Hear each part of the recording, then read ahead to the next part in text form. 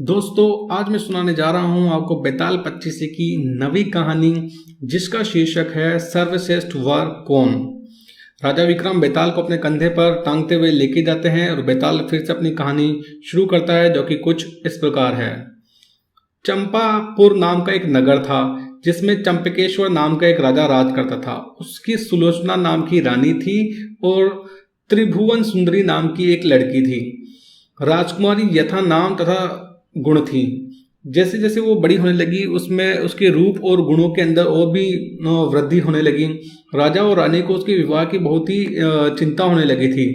बहुत से राज्यों में ये बात फैल गई थी कि राजकुमारी की शादी के लिए राजा और रानी को वर की तलाश है। तो बहुत से राजकुमार और राजा आए और उन्होंने बहुत से राजकुमारों ने अपनी अपनी फोटो बनवा के भी राजकुमारी के पास भेजी, लेकिन राजकुमारी को कोई पसंद नहीं आया। तब राजा ने कहा कि बेटी, अगर तुम चाहो तो मैं तुम्हारे लिए स्वयंवर भी आयोजित करवा सकता हूँ।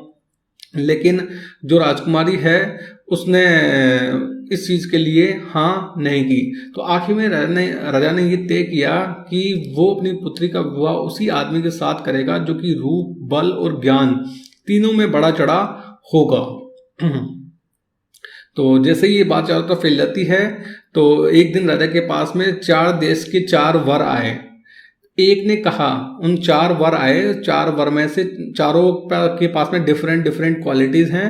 तो चारों अपनी अपनी क्वालिटीज का वर्णन करते हैं। सबसे पहला कहता है कि मैं एक कपड़ा बनाकर 5 लाख में बेचता हूँ, 1 लाख देवता को चढ़ाता हूँ, 1 लाख अपने अंग को लगाता हूँ, 1 लाख स्त्री के लिए रखता हूँ और 1 लाख से खाने पीने का खर्च चलाता हूँ। इस विद्या को मेरे अलावा और कोई नहीं जानता। दूसरा बोला, मैं जल थल के पशुओं की भाषा जानता हूँ। तीसरा बोला, मैं इतना शास्त्र पढ़ा हूँ कि मेरा कोई मुकाबला नहीं कर सकता शास्त्रार्थ के अंदर। मेरे को शास्त्रों का बहुत ज्ञान है, मुझसे ज्यादा ज्ञान शास्त्रों का किसी और को है ही नहीं।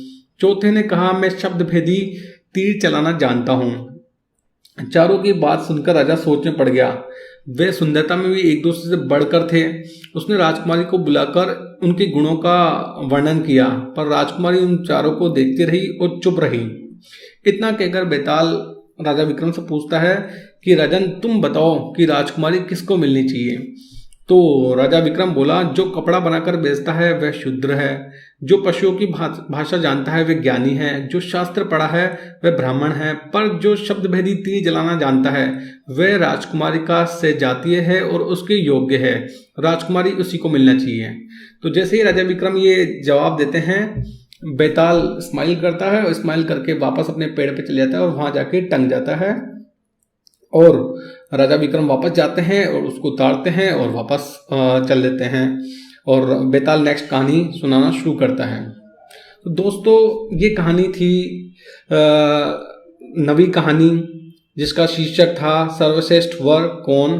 अब इस कहानी के अंदर जो राजा विक्रम ने जो रिप्लाई दिया, जो आंसर दिया, वो हो सकता है कि उनके समय के हिसाब से सही होगा, लेकिन अगर आज के समय से के हिसाब से हम अगर इस चीज को देखें, तो जो कपड़े बनाने वाली बड़ी बड़ी कंपनियां हैं, क्या उनके मालिक जो कि इतने धनी हैं, क्या वो शूद्र हो गए?